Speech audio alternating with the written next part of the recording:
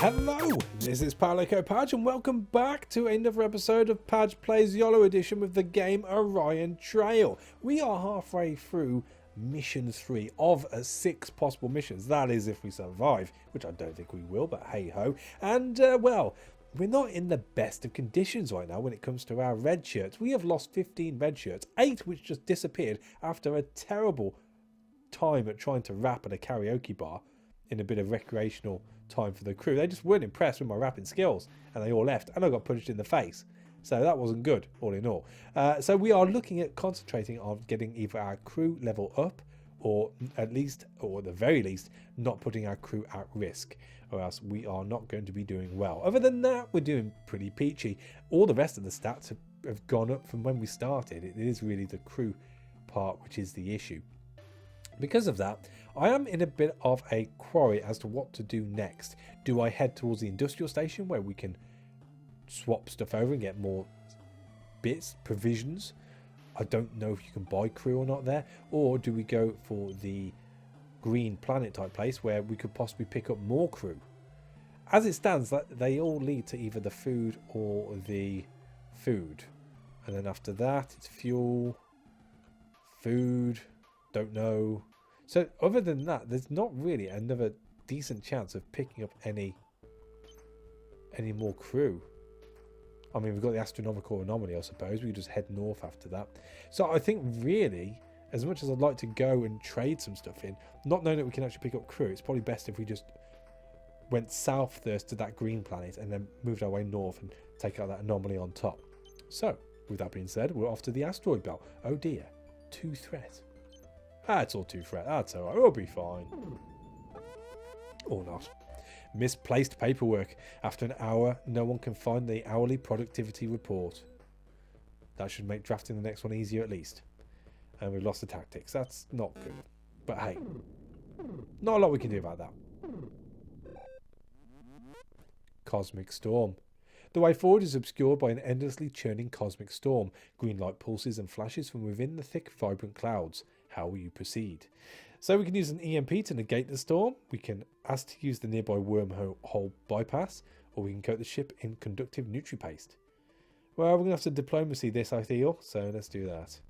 You open a communication channel to the sector's travel commissioner and humbly request to use the wormhole bypass. Yes, please.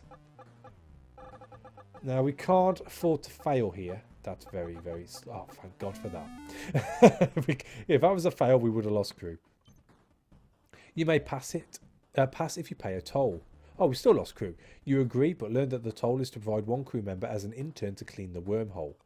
You begrudgingly make the deal. On the bright side, travelling through the wormhole has recharged your warp core. Lots and lots of fuel. Hardly any crew. Hopefully we can do something about that at this Class X Dwarf Star right now, or else we are scuppered. Operation Innovation. Your manufacturing robot MK421 has constructed an exact copy of herself. She informs you that she has lots of ideas and wants to make more friends. This makes you a little uneasy. Her green eyes blink at you, awaiting your orders. So, we can ask her to build a giant friend, offer her full use of the lab, or draft a non-aggression pact. We need crew. We have lots and lots of fuel. And with bravado and diplomacy being the same, stat-wise, we're probably best going for a non-aggression pact. If we lose fuel, that doesn't matter. Perplexed? Do you not trust me, Captain? You reassure MK that this is for her protection as much as your own. A horde of robot creations is a big responsibility.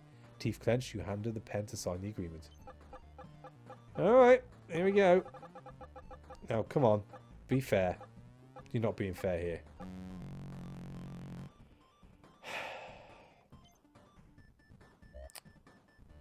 Oh, we're gaining crew though, that's good. Well, her creations aren't aggressive, at least not intentionally. MK provides you with fuel-guzzling, pollution-spewing junk box. Their smoky exhaust ruins some of your stocked food. Clearly she was bitter about the treaty. That's fine, that's fine. That is, you know, I'm okay with that. I'm not fantastic about that, but that could have gone a lot worse. So, that being said, what do we want to do now? We can go along to the Class B star. 1, 2, 3, 4, 5, 6, or 1, 2, 3, 4, 5. Right, so we'll stay along the south for the time being, the south side. Should I say bottom? It's not really south when you're in space. There is no compass points in space, is there? So we're heading to the Class B star, by the by. It's a long one, though. Yeah, thought something would happen. Heartfelt apology. You hear a knock on the door to your quarters, and one of your officers cracks the door open. Hey, I just wanted to apologise earlier. It won't happen again. You're not entirely sure what this transgression was, but all is forgiven. Thanks, Lebowski. Oh dear. Operation Binge Watch. You've just finished watching the second season of GFPD, Space Crimes Division. Your head is swimming with many new elaborate plots and plans that you can't wait to try. Oh, good, I think. That's basically just replaced what we lost before, so I'm not too fussed by that overall. Crisis, Space Cadet Cookies. You're hailed by an enterprising young oculoid squidling in a Space Cadet uniform. Please, Captain, it says holding a tempting box of baked goods in its tentacle. The pod who sells the most cookies gets to go to space camp. So we said, yes, you've waited all year for these, or no thanks, I'll pass. Let's go with passing because I don't want to lose crew. You're pretty sure you still have a few boxes from the last time you bought some Space Cadet cookies. You decline the young squidling as gently as you can. The squidling's mother appears on screen from behind, very angry. Uh-oh. Uh-oh. Well, we've just had a crit fail, so I can't see that happening again, he says.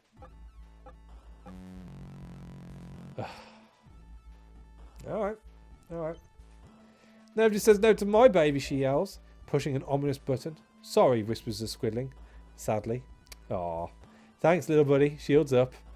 So, Dogman loses some HP. We've lost a diplomacy, and we've lost 3 hull. That's fine. That's fine. Well, I say it's fine. It's alright. It's not bad. It's not as bad as it could be. It's terrible. That's what I mean to say. It's terrible. Absolutely terrible. Human tragedy. Somebody will pay for this. Shady dealer. Your communications officer says that you are being hailed by an unknown vessel floating in deep space. A shady figure appears on the holoscreen, offering repairs in exchange for some fuel. So we can say we have no fuel, offer fuel in exchange for repairs, or offer food, not fuel, in exchange. Well, I don't really want to lose food. We're running low, so we'll say we've got no fuel, I think. Yeah, that'll do. You confess with possibly feigned sincerity that you wish you could help him, but you have no fuel to spare. Do you have a critical fail by any chance? Oh no, you're going to play nice. Good, thank you, he says through gritted teeth. Disappointed but understanding, the dealer says you're both lucky to have run out of fuel this close to a station. You agree to tow his ship behind you if he repairs your ship. You each hold up your side of the bargain. Nice. So, I guess this is where we jump up, unless there's anything here we can get. No, I think it's probably just best sticking to these and hoping for something good from this Class B star. It could be anything. Could be anything. Found ordnance. Sensors have picked up an advanced weapon floating in space. You beam it aboard to marvel at its construction, but then notice a neatly painted message on the side. If found, please return to Magnus Killstar, along with contact information. So we can do finders keepers or better return it. I think we should do better return it and get our diplomacy up. If you put yourself in Killstar's shoes, you'd hope that a responsible citizen would return your super cool space gun to you. After a few wrong numbers, you finally contact Magnus Starkiller, who repeatedly thanks you for finding his precious gun. Nice. See, just a bit of community spirit. That's all it takes. Food is not looking good. Crisis, naked ambition. You are asked to broker some very important peace talks on Regulon 9. Their ambassador briefs you on the protocols. He explains that Regulon 9 is a naturalist planet. Then talks can't happen as everyone there is in the nude. Alright, that's fine. Best to follow their customs, I guess. You have a serious discussion with your delegation, in which you all agree to outright professionals. Nudity is the custom on Regulon 9, and you're going to respect it. You all promise to maintain eye contact. Ha ha ha. Time to check out your Tinky Winky.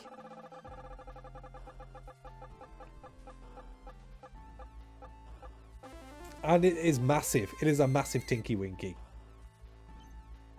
The talks are an amazing success, and they owe it all to you. Captain, because you were willing to meet them on their level and show vulnerability. You came across as professional and trustworthy. You received several ship upgrades from the Regulons. So we've got more hull, which is nice. We've got an attack and another tactics. Tactics in itself is working out all right now, actually. Nice. So we now go on to... we still don't have enough crew, do we? I know we're heading to this anomaly, but it's 4 crew, isn't it? Yeah. All right. Guess we enter the Class B star.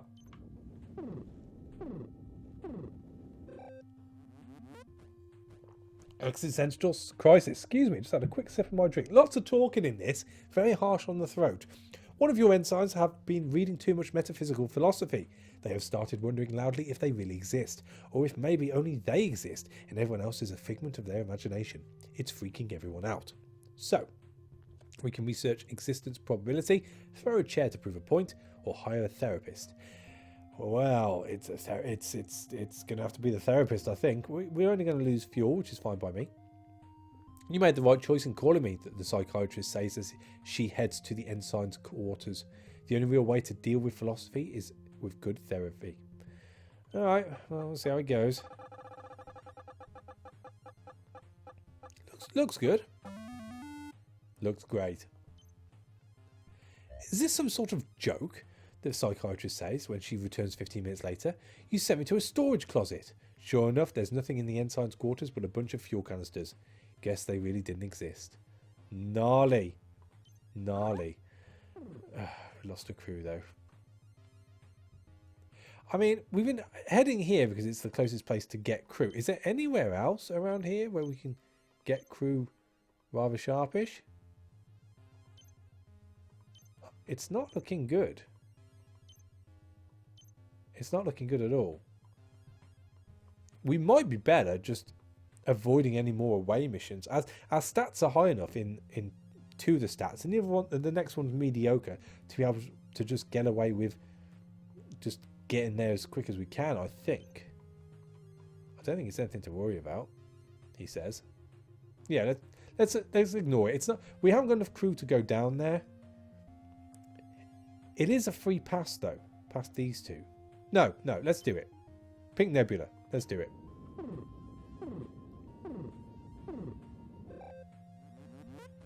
Crisis, mischievous moonsquitoes. Oh dear.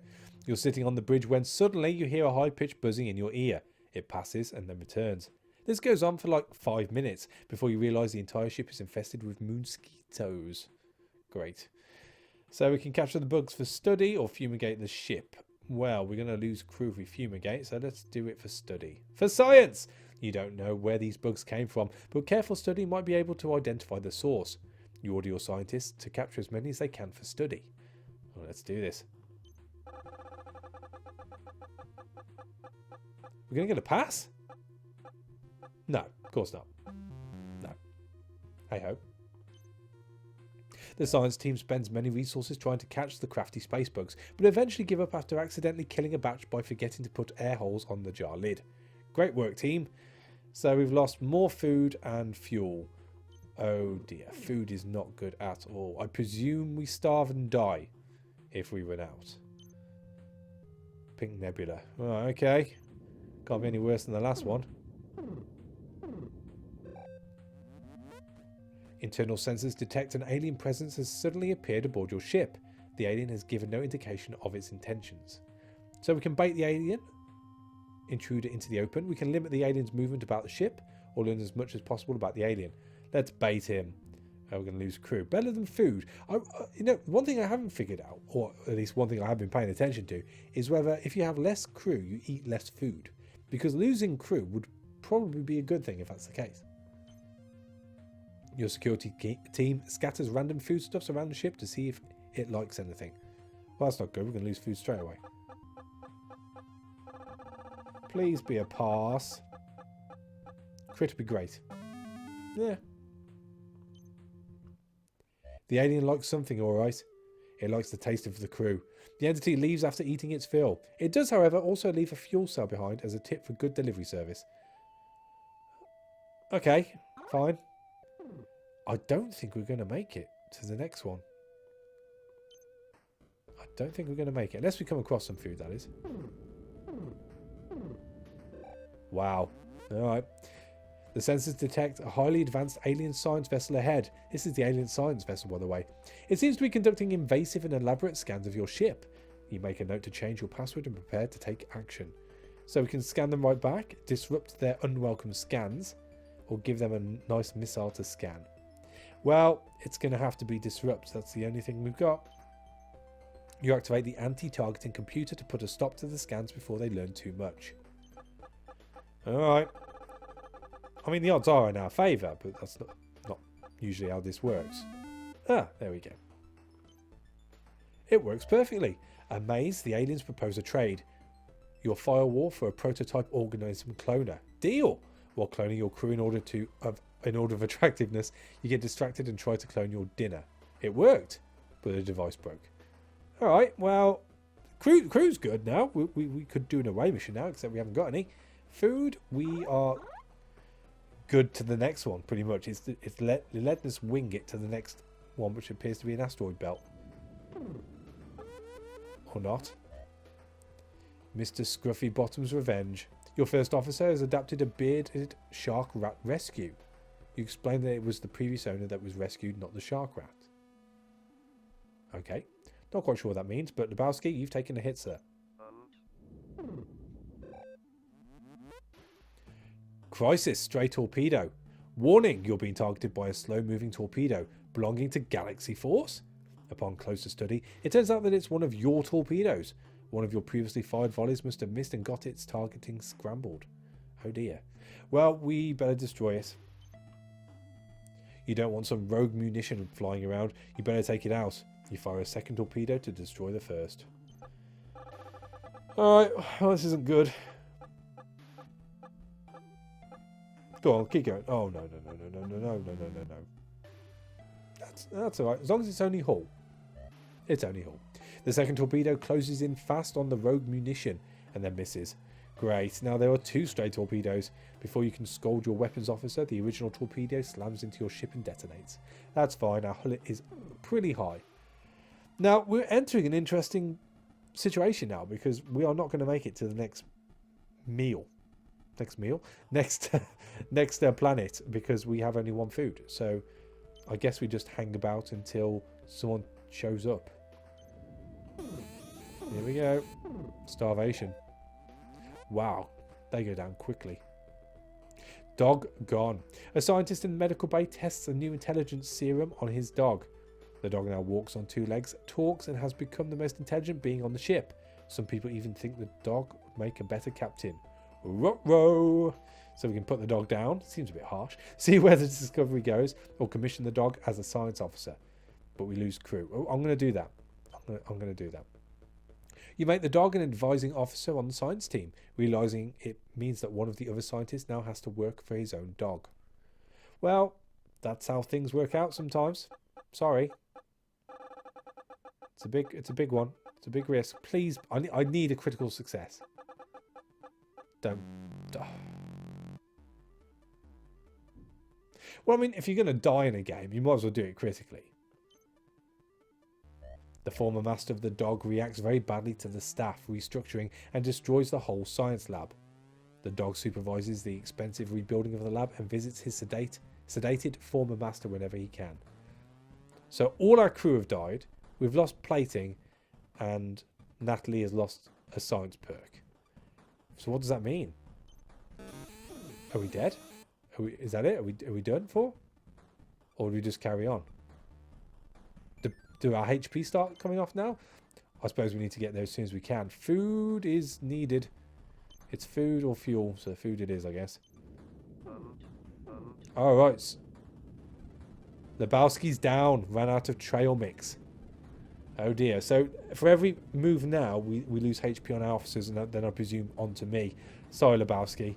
It's a turn of a dice. It's a roll, well, I think this is like the most critical failures I've ever had in one playthrough of a game. So good to note. Your ship is infested with warp weasels. The departments are all arguing over who should take care of the problem.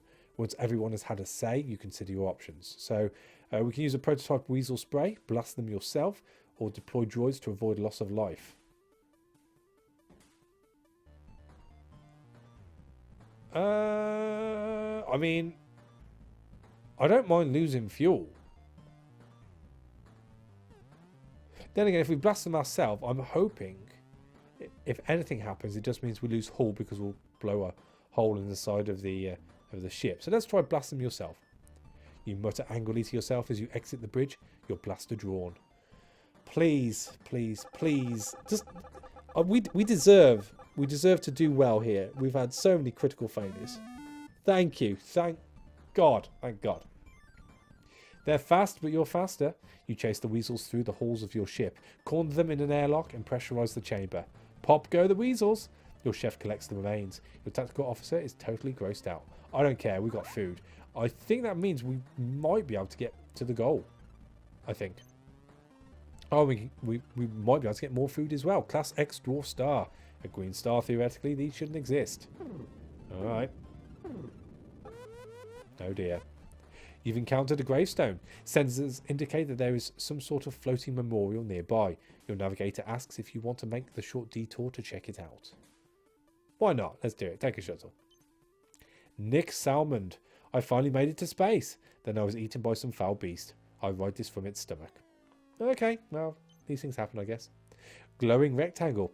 Excited to discuss the deeper meaning of the gravestone with your crew, you turn around to find that everyone is looking at their data pads, tapping away. You try to lead the crew with some questions, but eventually get frustrated and give up. That could have been a lot worse. Could have been a lot worse. Cytoplasmic ocean. What initially appeared to be a star seems to be a planetoid covered in a calm golden ocean.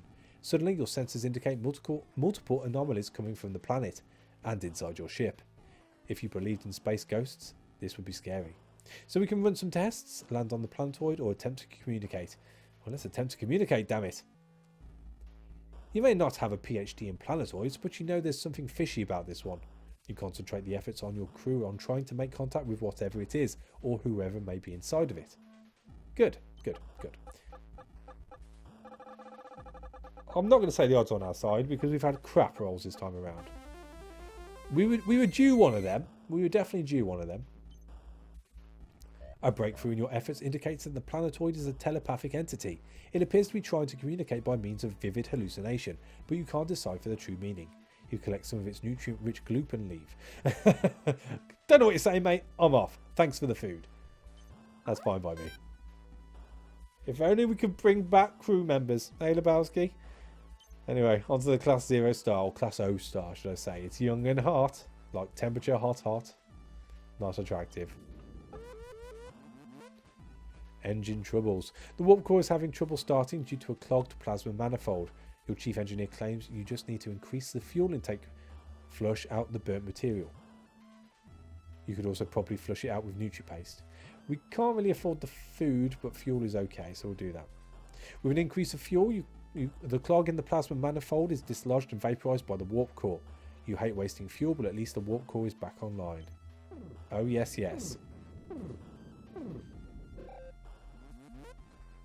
Crisis. Power fluctuations. Engineering reports systems around the ship either have too much power or not enough power. Sometimes both. It's getting a little ridiculous, and your chief of engineering has run out of ideas, short of running a shipwide diagnostic. So we can shut off power and run the diagnostic, or we can just give them more power. Let's give them more power.